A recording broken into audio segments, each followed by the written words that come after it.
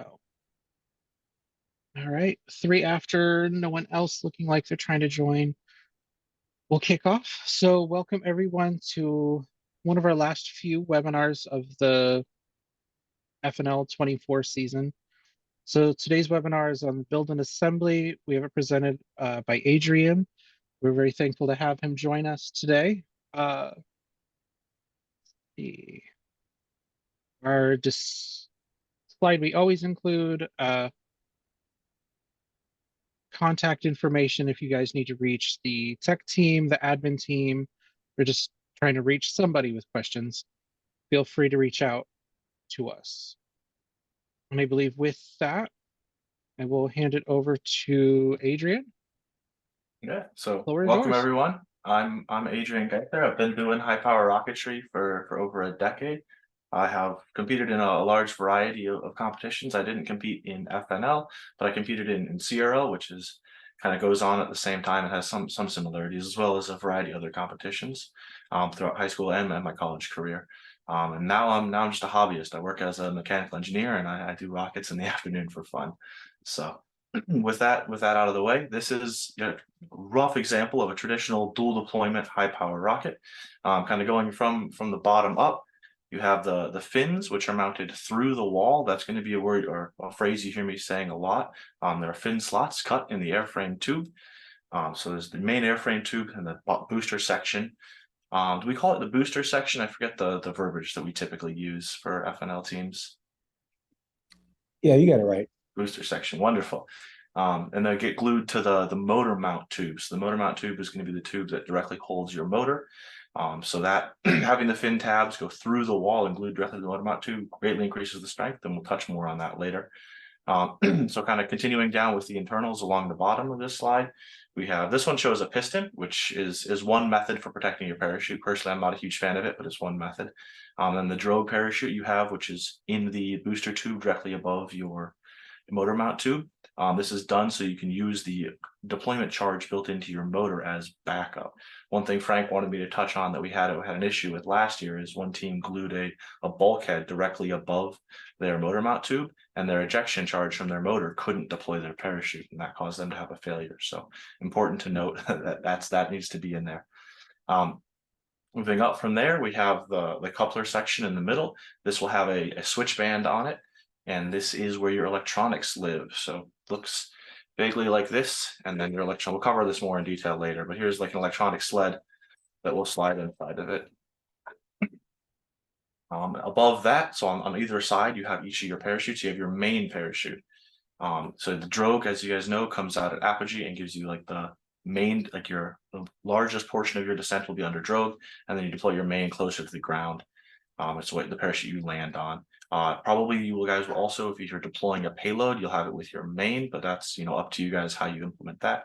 And then above that, there's just the nose cone. So the basic parts of a high power rocket. Rob, next slide, please. So here's again what basically the exact same thing you just looked at, just a cutaway view showing all of the internal components. Up top is a CAD model in SolidWorks. This is my level 3 rocket, but it's very representative. And then down here in the bottom is a cutaway of an actual kit. It's very, very similar, if you noticed, to the kit in the last slide. So anyway, that's it for that slide. Next slide, please. This is one Frank added on me new, but this is another aspect that's not covered in the above thing, but you might feature in your rocket is a transition, just going from one body diameter to another body diameter. That's all it is. There is, as Frank, you want to read off some of the notes here? I have other thoughts, but maybe they go better after your notes. Oh, well, we have a combination of two different size airframes. These are typically 4-inch to a 3-inch transition, or opposite from a 3-inch to a 4-inch, which way you want to put the transition, forward or back or aft or forward. Of course, your transitions are going to be a little bigger, probably from a 5 to an 8 or 7.5. And I'm presuming that you probably will be 3D printing the transitions, because most transitions are very hard to find. Not many vendors sell those type, and you're end up probably better off making your own. Either coupling a couple nose cones together, or the best thing is to probably 3D print it and have a few bulk plate stringers in it to strengthen up the weight and the pressure points. Yep. So 3D printing is a great option. I have one example that I brought over. This is a transition of a rocket that I'm working on, and the aeroshell part is 3D printed. But if we take that off, I have the smaller diameter tube running the full length of it, and I can pull it out, and I have two I have two centering rings. So this centering rings are what take the actual brunt of the load, and this 3D printed piece is just real thin. So this is the way I like to do it, but there's many ways to skin this cat. The image up top here is a very, very common way of 3D printing it just in one part. And we'll touch more on 3D printing later as well. I think that covers it, unless you have any other notes on this slide, Frank. No, we're good. All right, next slide, please, Rob.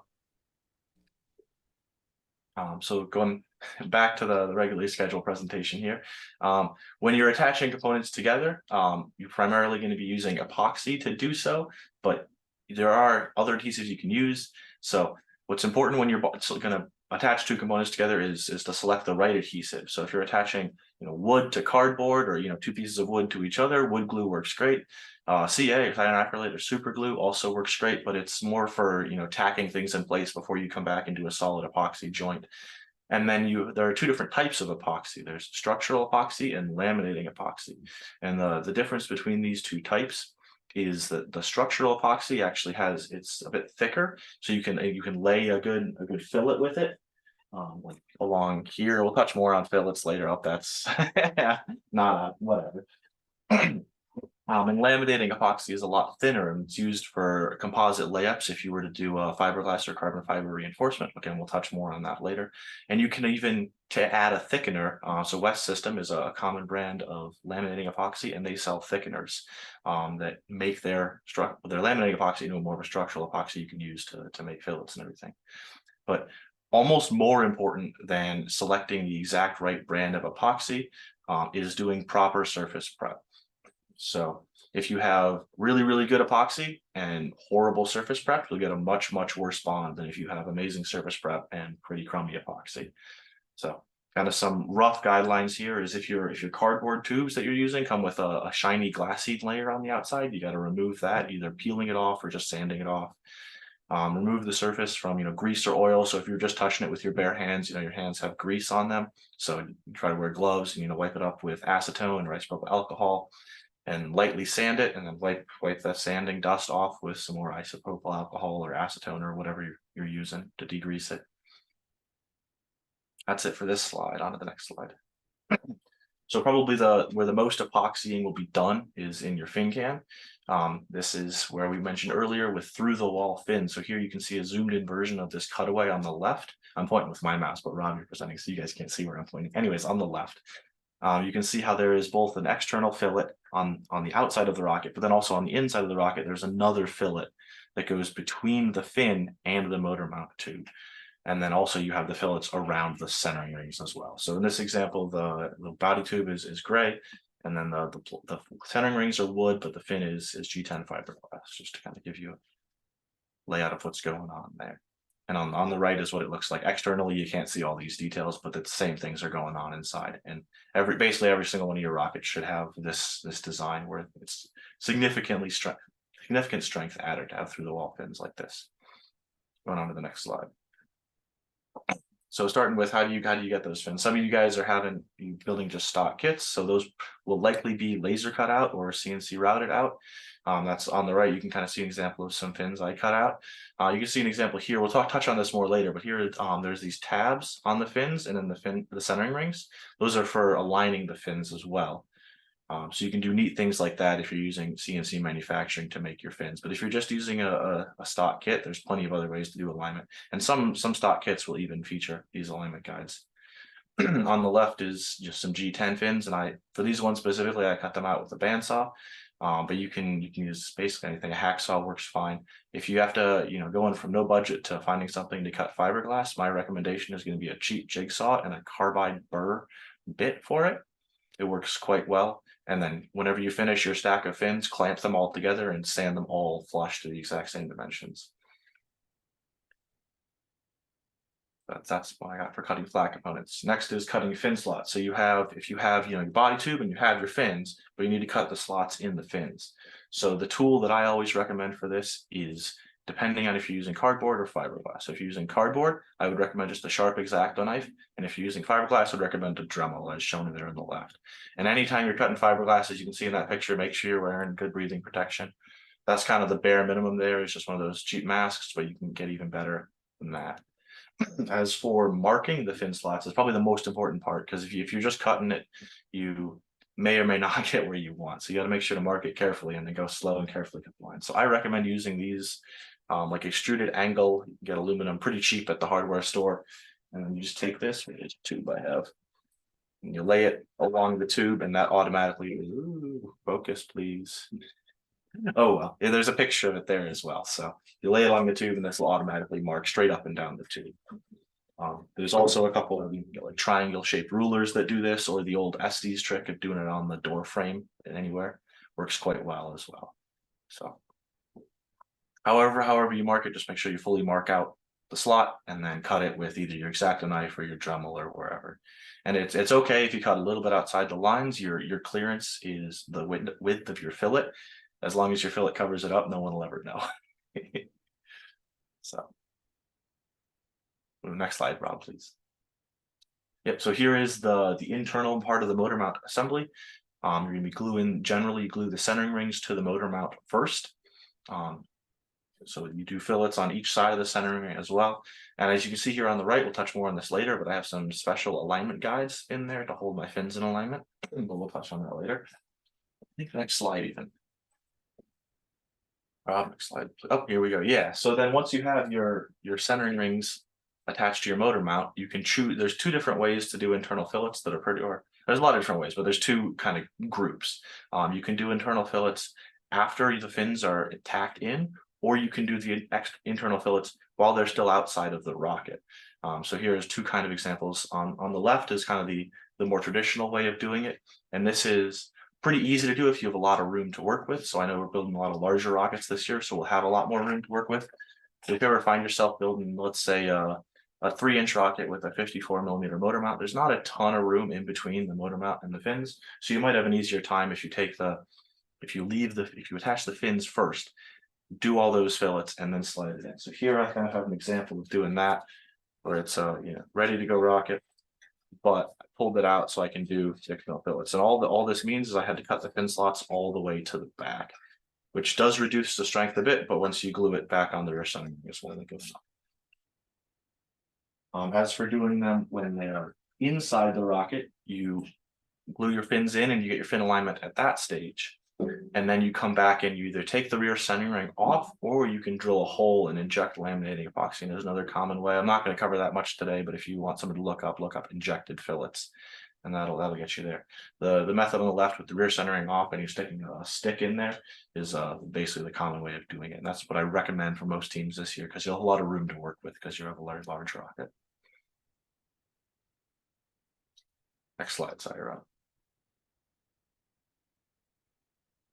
So for internal or external fillets, if you're doing internal fillets externally or external fillets in general, all you have to do is mark out the area you want to fillet. So what I do here is I take a popsicle stick and rub a Sharpie over this, and you can kind of see on the picture there where it drags out like a faint mark of the width. So that popsicle stick is going to be the tool I'm going to use to strike off the fillet, and that sets the radius of the fillet. So once I have it marked there, I'm going to tape off literally everything I do not want epoxy on. I was helping some high schoolers this last weekend, actually, and they had taped off just a little bit, but then above that, there was an unmasked section of their airframe. And guess where they got their epoxy covered hands, and they went and grabbed to go rotate the rocket while they were working on it. So there was a big old epoxy handprint on their rocket. So literally everything that you do not want epoxy on should have tape on, is my advice here. Once you get everything taped off, you can go and apply your epoxy, and then you drag the popsicle stick down along the entire length, and that'll make the fillet there. And then basically immediately you can take off the tape and you're left with beautiful fillets. Next slide, please. So here is a bit more on avionics bay construction. Typically you'll see an avionics bay built into your coupler tube in the middle, and you'll have bulkheads on either side. So here's an example of one, but there's also one in the middle here that includes, the switches and the batteries and everything. And it looks a bit more messy with all the wires in it as it goes. One thing you can do, I have a picture here on the left of terminal blocks on the bulkhead. This makes it so you don't need to rewire or take apart your avionics bay to wire up your ejection charges. You can just wire your ejection charges to these blocks and you have the other side of the wiring permanently installed in your avionics bay. So this is a lot nicer to use on launch day. Another thing that's important that Frank wanted me to touch on is that you need to drill holes in your avionics bay, as shown here on the left. They're off center because I made some questionable decisions on that rocket, but because they had to align up with the switches. But in general, you need to have holes in your avionics bay so that your barometric altimeters can feel the external pressure, so the pressure can equalize inside the avionics bay. If you have a completely sealed off avionics bay, if you're using a purely barometric altimeter, it has no way of knowing it even launched. It'll just think, yep, I'm still on the ground, and even as it goes back to the ground. So we want to avoid that. All right, next slide, please. So another important aspect of building a rocket is the rail buttons you put on there. Typically for smaller level 1 rockets, the advice you'll have is, well, let me back up one step. Rail buttons are what's used in a rocket to guide the rocket along the launch rail. So for a launch rail, we use extruded aluminum, either 1010 or 1515. That's 1 inch by 1 inch or 1.5 inch by 1.5 inch. This is 1010, but 1515 is just slightly larger. And rail buttons allow the rocket to slide along the rail and get up to speed, because fins don't do anything until they have air flowing over them. So for the first couple feet of flight, your rocket might tip over if it's not rigidly attached to the rail. So you have to give the rocket some room to get up to speed, and that's what the rail is doing. For larger or for smaller rockets, like the one over here on the top right, you can get away with just driving it directly into the centering ring or maybe even to the body tube.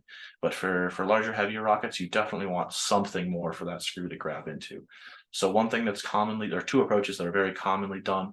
In the top left here, we have these, I call them T-nuts, where it's just like a nut with a flared base, and you'll glue that in from the inside and then bolt in from the outside. And you can just have those directly in the airframe, or you can have, shown in the bottom right here, a block of wood that goes in like that. And you can use either a T-nut or a threaded insert or anything like that. Or if you're using wood screws, just thread directly into wood, that's fine too. But something more secure. Kind of a rule of thumb that many competitions do. I'm not sure if it's a requirement for FNL this year, but I think it's a very smart thing to do, is to have the entire weight of the rocket be supported by a single rail button. If you can pick the rocket up and wiggle it around by the rail button, as a kind of metric for how strong they should be, because they are taking the full load of the rocket while they're on the rail. That's Frank, a good point.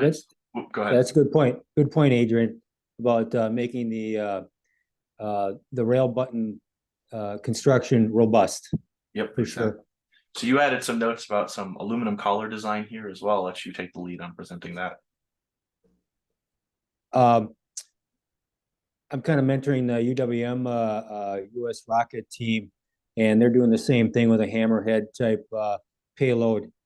And we're kind of doing an aluminum ring around the aft end of the rocket, just above the thrust plate, to mount a very tough and robust rail button system, because the rocket's going to weigh like 40 pounds. So it's got to withhold the the pressures of people lifting it up and turning it.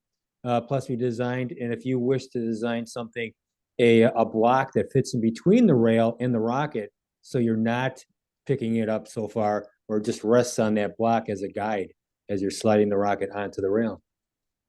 Yep. And Thanks. I think you added as well in the bottom, you can have, if you have a hammerhead style design, like you said, where the payload section or whatever you have on top of the rocket is a larger diameter than the aft section where you'll be mounting your rail buttons, you need to have some sort of a standoff for them to mount on. So that's as simple as buying a longer bolt than cutting up a block of wood or 3D printing something, as is shown in the top middle there. There's many ways to do it, and they all work well. Next slide, please, Rob. Yep. So another note is on connections that you want to be able to disassemble and reassemble while working on the rocket, but you want to stay rigid during flight. You're going to use bolts. Generally, you also commonly recommended are what's called pop rivets. I'm personally not a huge fan of them, but they can work well. I prefer bolts. But one thing you do have to watch out for with bolts where you don't have to as much because their popper bits are larger is on the right here, you can see the card where the inner tube of this cardboard rocket, it got a little bit damaged by the bolt in flight. So especially if there are higher flight loads and stuff, you might want to consider some reinforcement for your cardboard tubes where the bolts locate at.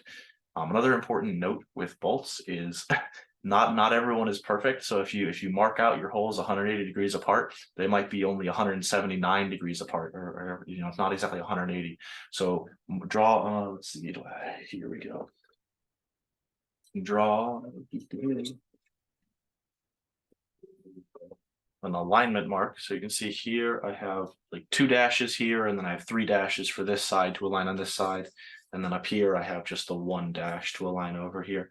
And then when you drill your holes, you drill through both sides at the same time. It's called match drilling. And that'll make sure that even if you're not quite 180, let's say you're 179 degrees apart, they'll still line up the next time.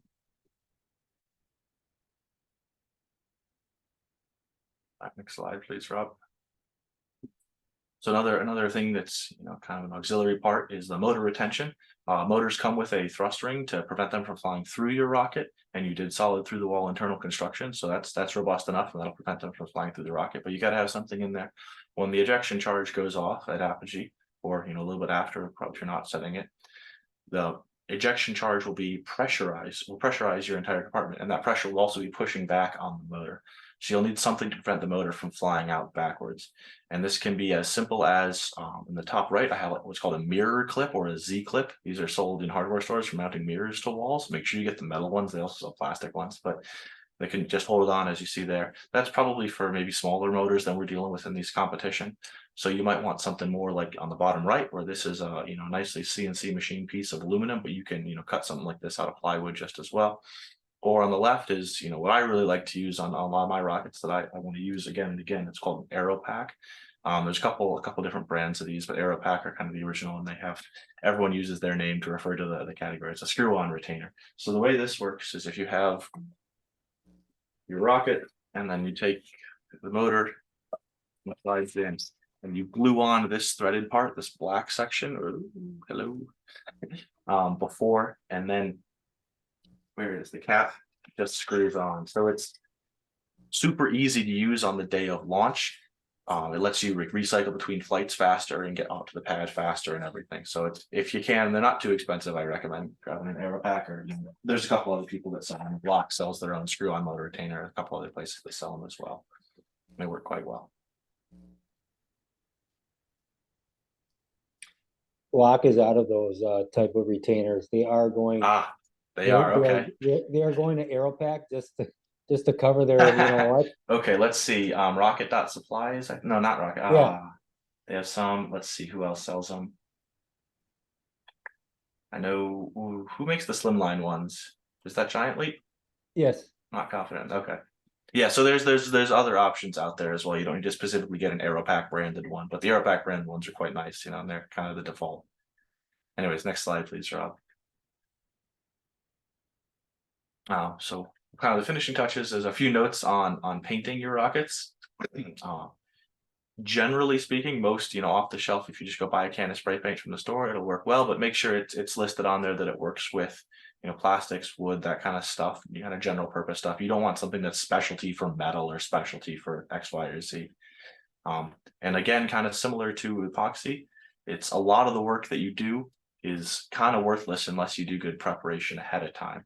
So, you know, make sure to, especially to degrease all your surfaces really well. If you know, spilled motor oil on your rocket first, wipe all that off very thoroughly, otherwise the paint won't stick at all.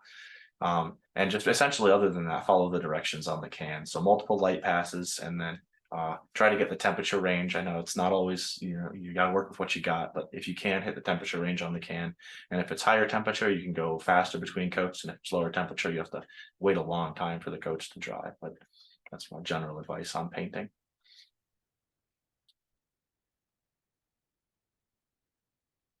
Next up, I have a brief slide on composite reinforcement. I'm not sure how many teams are planning on doing this year, but I thought I'd mention it anyways. This is something you can do that's lower cost than buying a bunch of fiberglass components up front, but still adds a lot of strength to your rocket. So I brought one example. I have this cardboard tube, which is nice, but it's a bit flimsy. I have the same cardboard tube, but with one layer of fiberglass on it, and it is, you know, super, super rigid. So fiberglassing is a great way to add a bunch of rigidity to your rocket. And I mentioned earlier that you can use fiber or laminating epoxies for these. So West System is one common one. I like to use the US Composites brand of epoxy as well. I find that works very well, but there's many, many options out there. And then generally you just apply the cloth to a wetted out surface. So you would put a bit of epoxy onto your, you know, your tube or whatever you're fiberglassing initially, and then wrap the cloth around it and wetting it out as you go to make sure it's fully wetted out. One thing that I would recommend if you're doing body tubes, I would recommend using sleeves instead of using cloth. Cloth works great. It's what I have there on the left, but sleeves are much, much nicer. I get my sleeves from a company called Solaire Composites, if you're curious. Sleeves also work really, really well for making nose cones, but that's a bit of a tangent, making nose cones. So and on the right, I have something what's commonly referred to as tip-to-tip fiberglassing in the rocketry hobby, where you're going from one fin tip all the way to the other fin tip with fiberglass. And here it's actually carbon fiber, but the exact same principle applies, where you're going to lightly wet out your surface beforehand and then kind of press the epoxy through into the fibers, and then make sure it's fully covered in epoxy when you're ready to go. And especially for fins, adding carbon fiber does add a lot of stiffness, which we'll talk about in a second, but that's one of the main failure modes of fins is a lack of stiffness. Next slide, Rob. So I said on multiple points that we talk about 3D printing later, and this is the slide for that. 3D printing has tons of applications in hobby rocketry or even large scale rocketry that you guys are working on. But you can 3D print full rockets. People have done it, but generally you either have to really do your homework or super overbuild, or even both generally. So it's a good auxiliary thing to have, but it's not a full replacement for everything. Parts I would recommend printing would be nose cones. Nose cones are great to 3D print. Maybe if you have a large nose cone this year, you might need a really big 3D printer, but that's doable. Otherwise, I'd recommend printing centering rings is the other main component I'd recommend printing. This allows you to build in these nice little alignment features. I brought an example. Here we go. So here's like a centering that has these alignment notches built in, and that'll, you can just slot your fin in there and that'll align it during assembly, and you won't have to use an external jig. But you could also 3D print an external jig. So there's many ways to do it. Many places that 3D printing can be helpful. I did not bring an example out, but another thing 3D printing can be wonderful for is drilling jigs.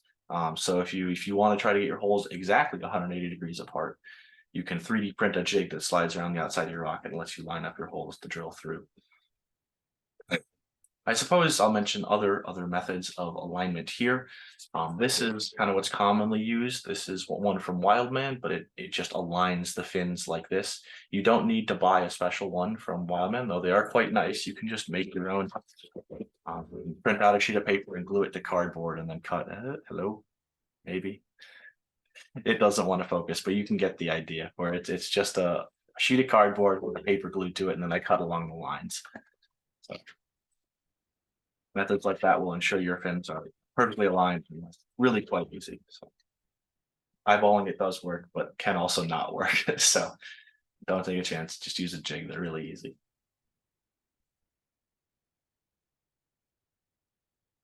Oh, I see you added, go back one slide. Frank, you added a note to this. You try to sneak one under here.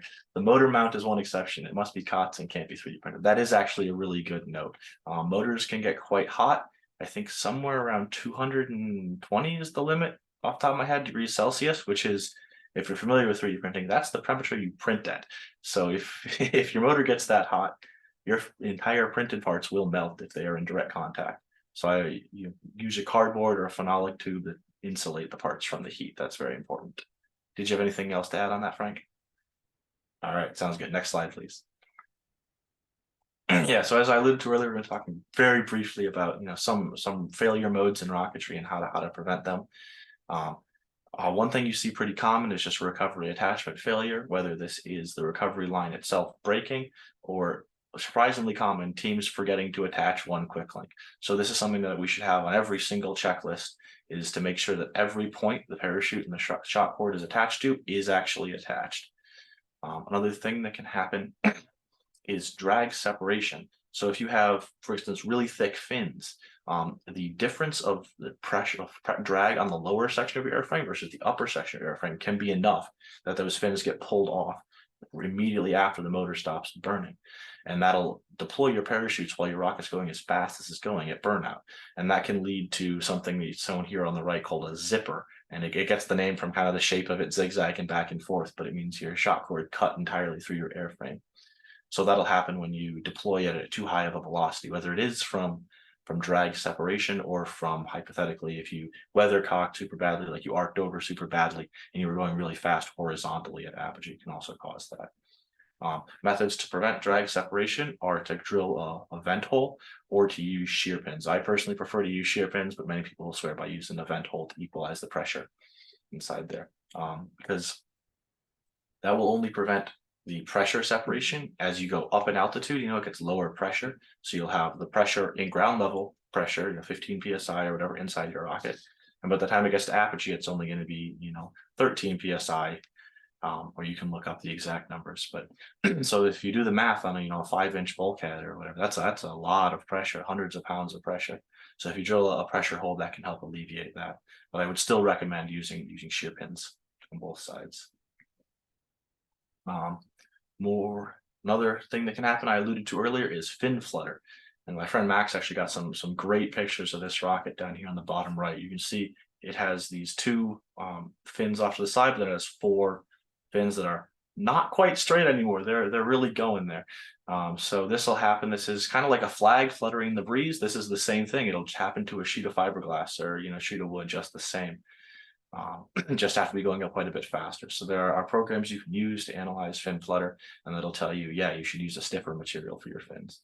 Fin flutter is stiffness derived. It's not so much strength. So your material can be super strong. It can take a lot of load, but it's how much it deflects under that load that makes the difference. So if it's something like carbon fiber is super, super stiff, it'll hardly deflect at all. It's a great choice for fins. Fiberglass is quite good too. Something like pasta sauce or pasta or whatever, it's going to be a horrible choice for fins because it flutters all over. And especially when this kit and a lot of older PML kits had really, really thin fiberglass fins, and really thin fiberglass does flutter quite a bit. So if you're worried about flutter, just makes your fins thicker. That's another way to beef up the stiffness. And the last one that you rarely see, but it's because people put thought into avoiding it, is motor fly through. This is one of the scarier things you can have happen, where the motor isn't properly restrained. You didn't do your internal fillets super well. You didn't have a good epoxy bond on your centering rings. If the motor flies through the airframe, that can be very, very scary. So it's very important that you build your rocket quite well to avoid that, so the motor stays retained in your rocket overall.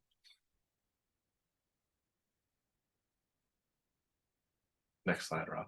Yeah, so that's the end of the main part of our presentation. I'm happy to take any questions if anyone went too fast through anything or any additional questions.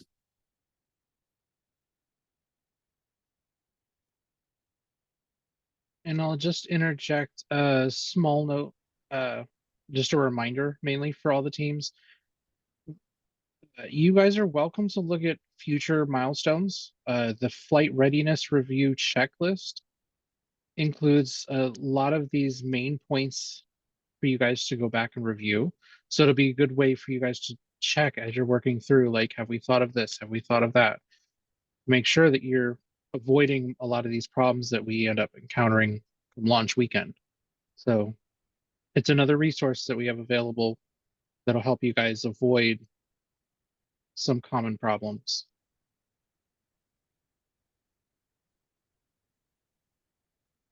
See, one more thing I see on the list you sent me to cover that I missed during the main presentation, so I will mention it now, is that it's a requirement for this year's competition that you send a photograph of your internal fillets along to the final judges, so they can, you have proof that you did good internal fillets, because if you're just looking externally, you have no way to tell. So make sure you take good photographs of your internal fillets.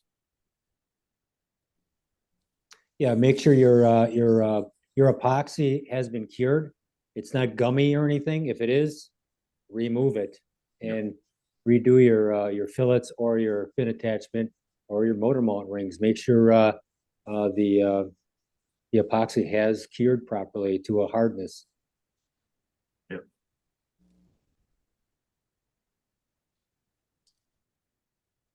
Don't all speak at once. Yeah. Or if you have We all any get questions in the that. chat as well. I must have just done such a good job. No one has any questions. I don't believe that for a second. Any questions on transitions at all?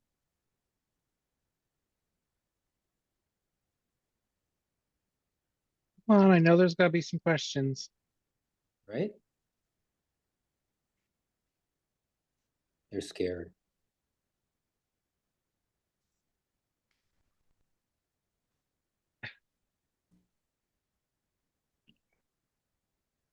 I at least know that Jonathan was awake. Everyone was awake when they joined the call, at least. Maybe I put everyone to sleep. My apologies. I have a question, Frank, this is Kelly. Our rocket is shiny, the cardboard one, but it's pretty dang thin. So how much do we sand on it to get the shine off? Not much Just at all. Yeah. Don't sand it to where it gets fuzzy. Just scuff up the glassine that's on there. That's all you got to do. You don't Yeah, have just to make sure it's not totally shiny. remove it. Yeah. And you can use a finer grit. You don't need to use like 60 grit. You can use No. 220 or whatever. But you were saying like to remove the shine, and basically we're not removing the white paper, you're just removing the shine layer off of the white paper. Yeah, that is correct. Yeah, you Because if can you- peel off the entire white layer if you want, but that does, like you said, reduce the thickness Well, and the the overall shine. rocket we got, if we peel the white paper, we don't have a rocket basically. All right, so maybe don't do that. Yeah, just All right. light sanding Just with checking. 220 or so. Yep. Yep.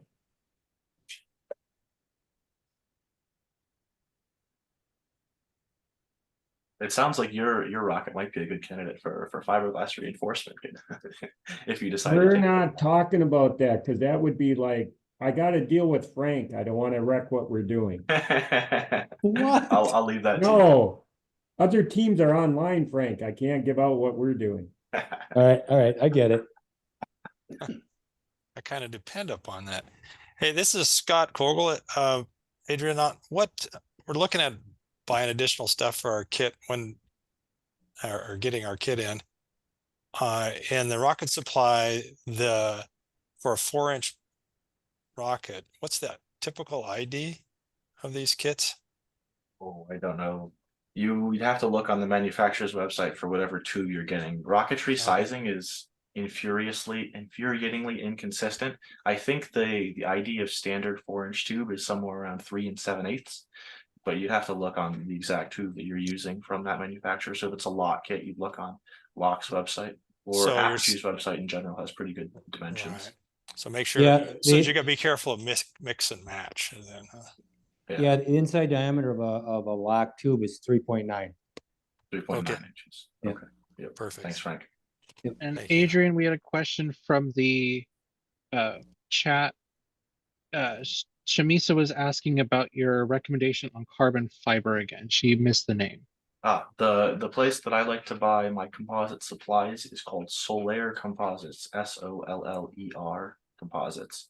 That's where I buy all of the sleeve, whether it's fiberglass or carbon fiber, and I find they have the best price on carbon fiber cloth. For fiberglass cloth, I find that a company called US Composites has quite good prices, and they have good epoxy as well. And Chamisa, we don't recommend that the gateway teams perform the fiberglass and the carbon fiber. So hopefully that's just for your personal knowledge. That's more of a Moon and Mars advanced technique for rocketry. Good note. Thank you, Mark. Yep.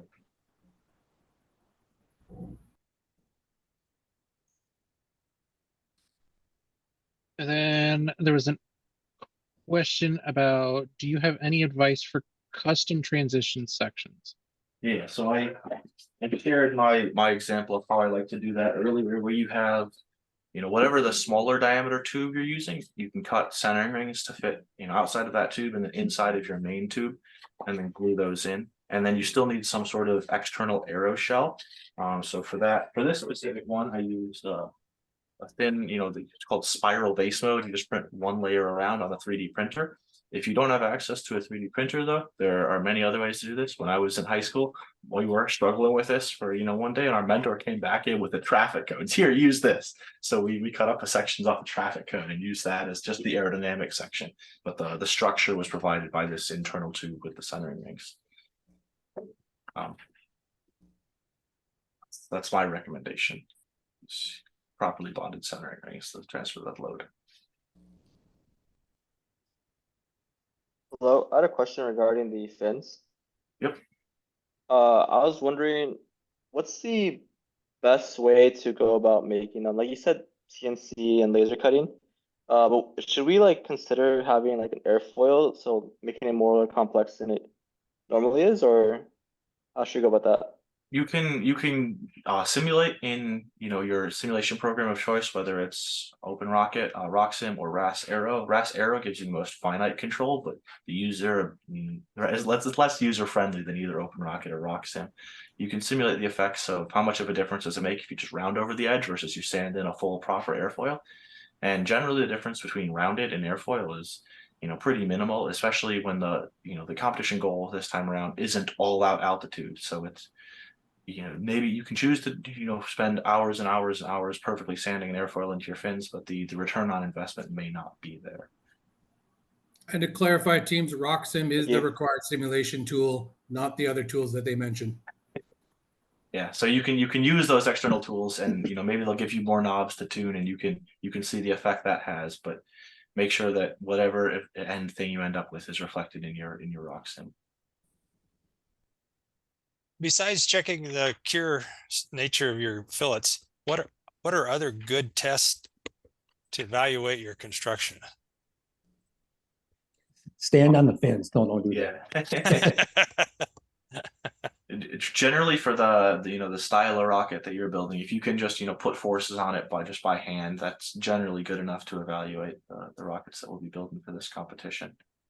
If you do want to take you can do the math and say, like, I weigh 200 pounds or whatever, and the motor we're using this year puts out 150 pounds of maximum thrust. Therefore, if I stand on it and it takes that, it can take the motor. That's that works quite well. I'm curious, what exactly did you have in mind for the structural testing? Is there a specific thing you're thinking about, component? I wasn't thinking about structural testing, just like there's a lot of stuff that's being built here, from the eBay to the fins to the deployment of the, what kind of things should you check along the way to make sure you're not getting yourself in trouble? So make sure there's basically anything that's glued together. Make sure it's properly bonded, that you have a good fillet if you have room for it. For the fins specifically, if you're worried, generally the failure mode is flutter. And there are programs that can calculate that, or Apogee has a good newsletter on their formulas that they use to calculate it as well.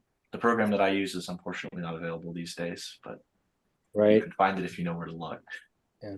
We're not going to go in. We're not going to go in that much in velocity. Maybe 600. Pretty slow rocket. So Yeah, flutter 400. is generally a concern for higher performance, supersonic or that kind of stuff. Yeah. Not always. You can have flutter at lower velocities, but just as a generalization. And also in these design reviews, they talk about your test matrix you have for your design. And I would imagine for the Moon and Mars, there's quite a bit of stuff goes into that. But this is this basic construction stuff, I guess, Yeah. is what you're looking at, Gateway. Yeah, so obviously, however, if you decide to use more advanced construction techniques or, something unique to your design, you'll have to put in all the engineering work to verify that design, for sure. Yes, Scott, for Gateway, because you guys are just fabricating a COTS kit, your test plan is more just your component tests. So you're looking at the altimeter test, maybe some ejection recovery tests. And then it's in the documentation, right? The test plan's more for the Moon Mars teams, because they're doing a lot more fabricating. They have a lot more freedom with the components they fabricate. So they're actually doing structural tests. With the Gateway, you're not going to really want to do a structural test on a COTS component. But it's more just like Adrian said, it's the bonding, maybe some hand calculations to determine, the thickness of your fins and flutter and things like that, forces on the body. Sounds good. I had another question regarding testing. Should we be testing with the same body tubes that will be taking competition, or should we consider having extras? Definitely have extras. You Okay. it never hurts to have extras, but yeah, you should test as you fly. So there's no point in testing on what a cardboard tube and then planning on flying on a fiberglass tube or whatever. So whatever you should test as you fly is my advice, but it definitely can't hurt to have extras. I agree with Mark on that.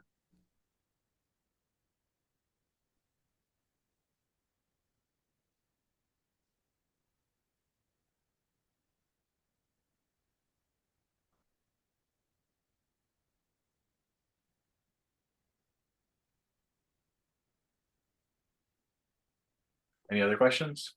Otherwise, I did have one more thing at the end. Rob, if you go to the next slide, please. Yep.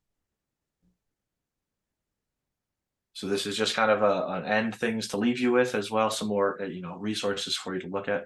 I highly, if you learn best from watching a video of something, I highly recommend John Coker's YouTube videos, specifically his certified level 1 and level 2 in style videos. There's the link, but you can look them up pretty easily.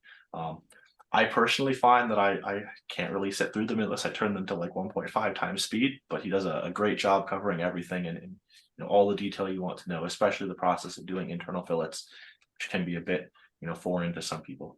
Another great resource is the rocketry forum in general. I'll specifically highlight there's a thread within the high power rocketry forum that's called Properly Bonded Composites and What Your Government Doesn't Want You to Know. So a bit of a comical title, but the information contained within that thread is an absolute gold mine. That covers how to properly bond to composites. It's effectively what I talked about, where you degrease your surface and you sand it, but he goes into all the science and everything. It's written by a guy that's been doing bonding composite structures in aerospace for decades or whatever, as well as build threads just in general on the rocketry forum. You'll get a lot of people showing, here's what I did, and then you'll get people giving them feedback on that back and forth. That's a great resource. Specifically, I'll highlight, not super relevant for anyone here immediately, but there's a lot of good information. There's a thread for people to post their level 3 documentation, which is, for the level 3 certification, you have to produce a documentation package, and all those documents are, very educational for building large high power rockets, which is what you're doing. So if you're looking for new ideas or how do I do this thing, the odds are there'll be good information in someone's level 3 documentation that you can pull down from that thread. Last thing I'll recommend is just general kit instructions, not just if you're building a specific off-the-shelf kit, that's fine. You can look at those instructions, but look at other similar kit instructions and see how they recommend doing it if you want new ideas in that as well. That's all I got. Any final questions for anyone else? Any final go backs, anyone? Really good questions today. Yeah. Okay. So I want to point out by CDR here in 2 weeks or so, your designs should be complete. So some of you probably have begun testing, maybe even begun fabricating. But things like transitions and all that, the design should be complete by CDR.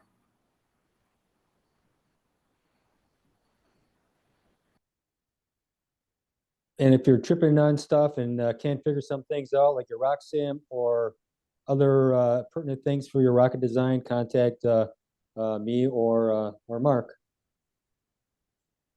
Got to get you going.